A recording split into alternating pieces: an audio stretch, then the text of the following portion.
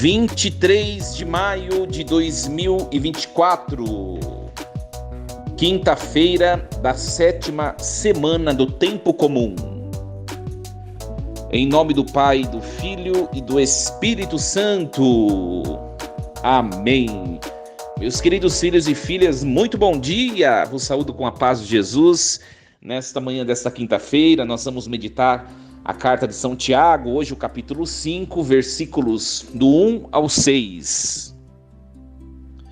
E agora, ricos, chorai e gemei, por causa das desgraças que estão para cair sobre vós. A vossa riqueza está apodrecendo e vossas roupas estão carcomidas pelas traças. Vosso ouro e vossa prata estão enferrujados, e a ferrugem deles vai servir de testemunho contra vós e devorar as vossas carnes como fogo. Amontoastes tesouros nos últimos dias. Vede, o salário dos trabalhadores que ceifaram os vossos campos, que vós deixastes de pagar, está gritando, e o clamor dos trabalhadores chegou aos ouvidos do Senhor Todo-Poderoso. Vós vivestes luxuosamente na terra, entregues à boa vida, cevando os vossos corações para o dia da matança. Condenastes o justo e o assassinastes. Ele não resiste a vós. Palavra do Senhor. Graças a Deus. Meus queridos filhos e filhas, nós estamos acompanhando desde a retomada deste segundo ciclo do Tempo Comum, o texto, a carta de São Tiago. Para vocês saberem um pouco, esse Tiago da carta é um dos apóstolos de Jesus Cristo. Nós sabemos que do grupo apostólico nós temos dois Tiagos. O primeiro é o Tiago maior, que é o irmão de João, evangelista e apóstolo, né? Este é o Tiago, filho de Zebedeu, não é este, né? Essa carta, segundo a tradição, foi escrita pelo próprio São Tiago Menor, o filho de Alfeu, chamado no texto bíblico de o irmão do Senhor, que foi o primeiro bispo da igreja de Jerusalém. É esse Tiago, Tiago Menor, não é o filho de Zebedeu, o irmão de João, tá? Então, São Tiago ele vai escrever para as chamadas tribos da diáspora, né? O que são as 12 tribos da diáspora? Depois da perseguição que houve, perseguição romana, né? Inclusive narrada pelo texto bíblico, né? Nos Atos dos Apóstolos, depois que houve a perseguição, os cristãos, os judeus convertidos ao cristianismo, eles se espalharam em volta de toda a Palestina, fugindo, né? Fugindo. Nós vemos até nos Atos dos Apóstolos a figura do diácono Filipe, que foge da perseguição e que continua pregando o evangelho. Então, esses cristãos primeiros, eles fugiram e se espalharam em volta da Palestina. São chamados as tribos da diáspora, né? São para esses grupos de cristãos, são para esses grupos, essas tribos, que Tiago vai escrever, né? Então, nós percebemos no texto, a gente está lendo esse texto ao longo desses poucos dias, dessa semana, e nós percebemos que Tiago tem sido um pouco ríspido, né? Eu até comentava ontem, né? E anteontem, que é um dos textos para mim mais fortes do Novo Testamento. Por quê? Porque esses cristãos eles se espalharam e eles acabaram tendo contato com um monte de hábitos ruins das pessoas que já moravam nesses entornos da Palestina. E Tiago está escrevendo para essas igrejas para dizer o seguinte: olha, vocês precisam permanecer firmes nos bons costumes e seguir a vontade de Deus, independentemente de vocês estarem aqui em Jerusalém ou de vocês estarem em volta ou longe, né? E hoje nós vemos mais uma página desse texto forte, dessa carta de São Tiago. Ele vai se dirigir aos ricos, ele vai se dirigir aos patrões, aqueles que possuem subalternos a si próprios, pessoas que trabalham para si, que o servem de uma maneira ou de outra. Então, hoje, os interlocutores são estes. É claro, minha gente, né? Você que está escutando essa mensagem, você pode ter uma vida social, econômico-financeira boa, como também você pode não ter. Mas o texto bíblico, ele fala com a gente da mesma maneira, entendeu? Independentemente se nós somos esses ricos da leitura ou não, o texto é para a gente, é para nós que estamos escutando. E agora, ricos, chorai e gemei, por causa das desgraças que estão para cair sobre vós. Olha só, né? É uma carta bastante temerosa, né? Você vai ler no texto de São Tiago, dá um pouquinho de medo, não é? Dá um pouquinho de medo. Ontem, no texto nós ouvimos, ele chamava as comunidades de adúlteros, né? Um texto bastante forte. E hoje ele está falando assim, vai cair uma desgraça sobre vocês, se vocês não evitarem algumas coisas. E aí ele vai falar o quê? A vossa riqueza está apodrecendo, vossas roupas estão carcomidas pelas traças, né? E depois ele vai falar, o vosso ouro, vossa prata estão enferrujados, e vós sereis carcomidos por essas mesmas traças e ferrugem. Olha que forte o texto, né? No fundo, primeira coisa a gente tem que pegar o texto bíblico e saber que o escritor, que se chama agiógrafo, quem escreve o texto bíblico se chama agiógrafo.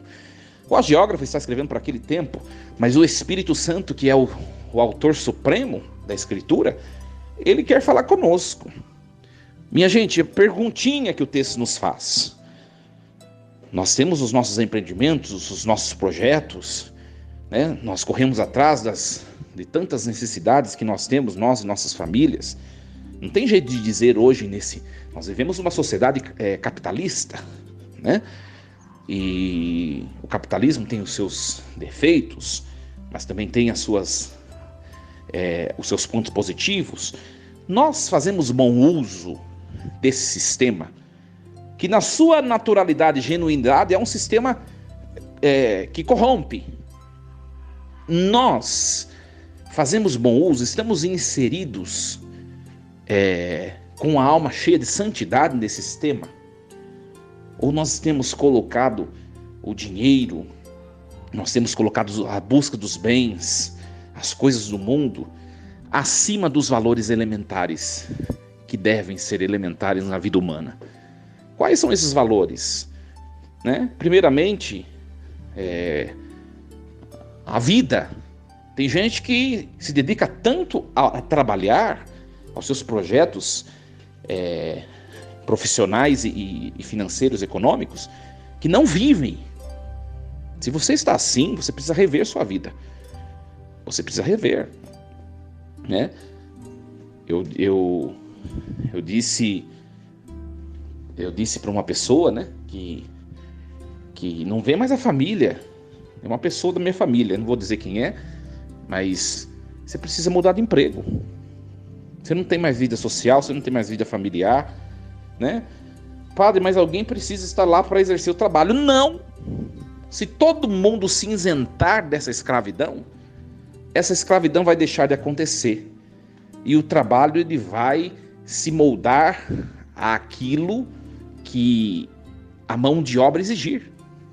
Consegue compreender? Enquanto tiver alguém lá para ser serviçal a essa escravidão, empregatícia, vamos dizer assim, vai acontecer isso. Você precisa viver, você precisa ter um momento seu de entretenimento, você precisa ter um momento com seus familiares, né? Você precisa ter um momento, uma flexibilidade para numa ocasião de imprevistos, você de fato poder sair e servir ao que precisar ser servido. Então é isso que a gente precisa pensar. A gente precisa pensar um pouco nisso. Será que a gente não está escravo da profissão? Ou escravo até mesmo do dinheiro, né? Tem gente que destrói os seus relacionamentos por causa da avareza, o desejo da posse, a ambição. Minha gente, eu espero que vocês tenham a devida a perfeita compreensão do que eu estou dizendo, né? Não Deus, ele não se desagrada do trabalho, pelo contrário. O trabalho humano e colher os frutos do trabalho, isso é vontade de Deus, é propósito de Deus, né? Às vezes eu vou abençoar alguns estabelecimentos, agora ultimamente tem sido bastante difícil por causa do meu tempo, né? Mas às vezes eu vou abençoar alguns estabelecimentos e no rito de bênçãos da igreja, quando vai abençoar algum estabelecimento, tem uma introdução tão bonita. Jesus, por meio de seu pai José, Jesus se fazendo um operário, um trabalhador, que visa também conquistar o seu lucro, conquistar os frutos do seu trabalho. Jesus se fazendo um operário, ele que é o todo santo, o ser humano perfeito por excelência, ele santificou o trabalho. O trabalho que era uma maldição desde o pecado de Adão e Eva, lembra? Né?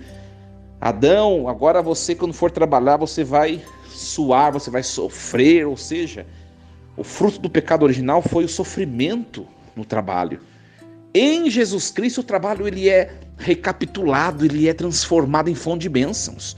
Não é mais para você, depois de Jesus Cristo, não é mais para você trabalhar como um peso.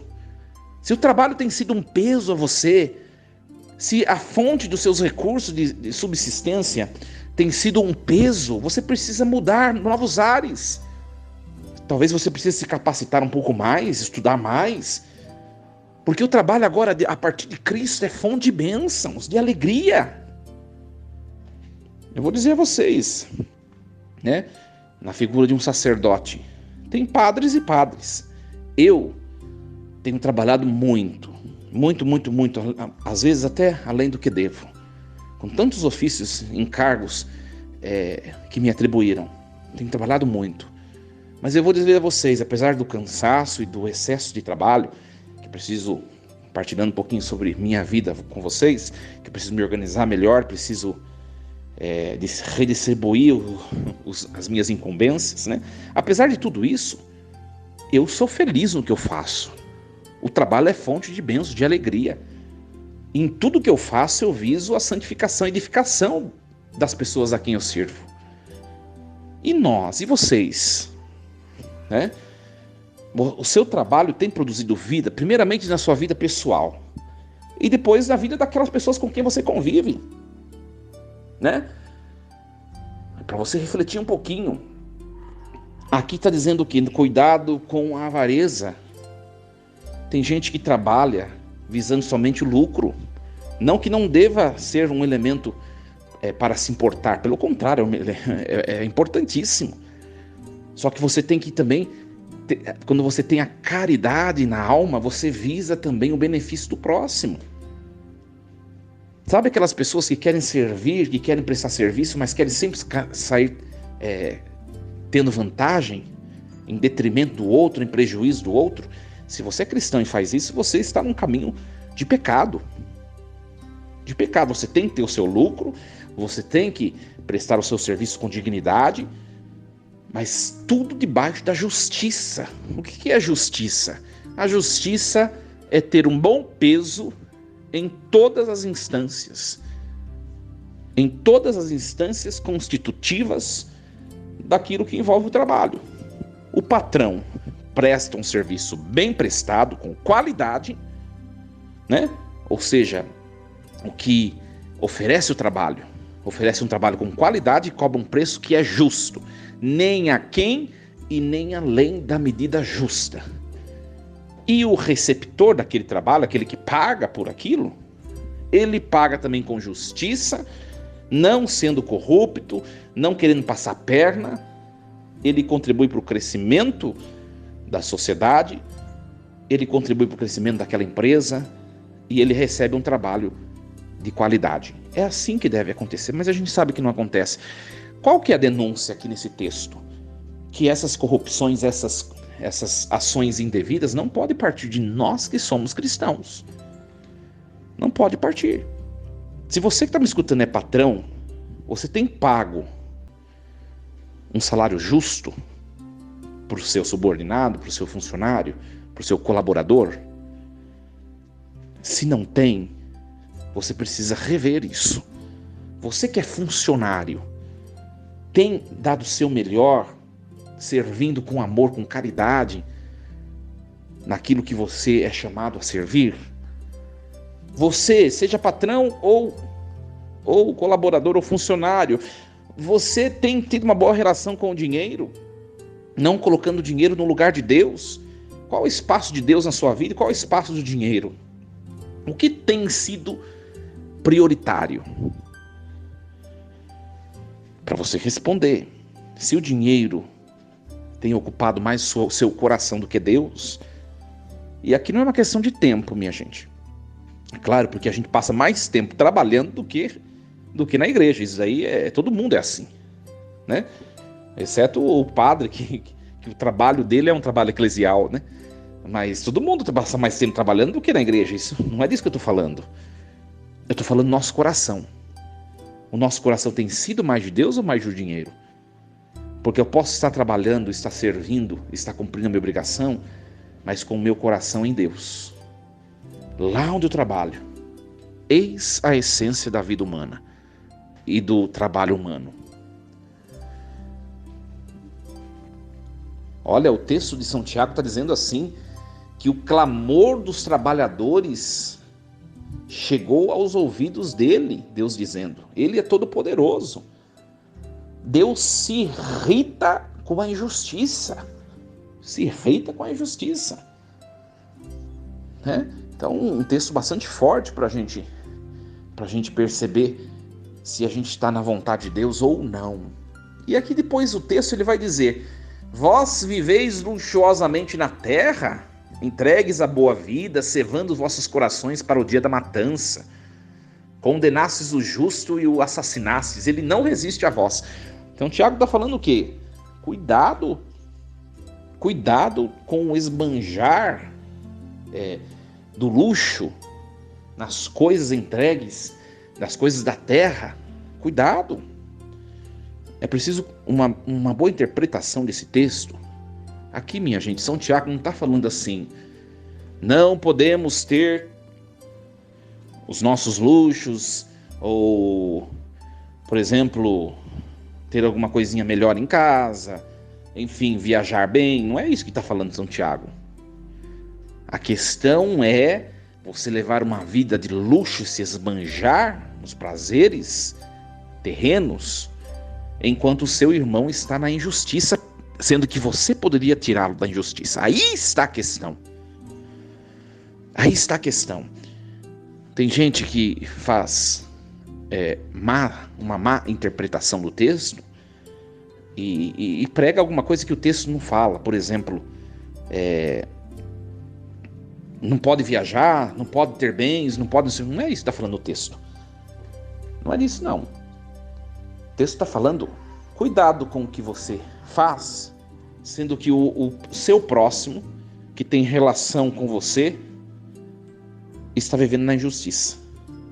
Não é que cada um tem que colher o fruto dos seus esforços, né? Não é isso?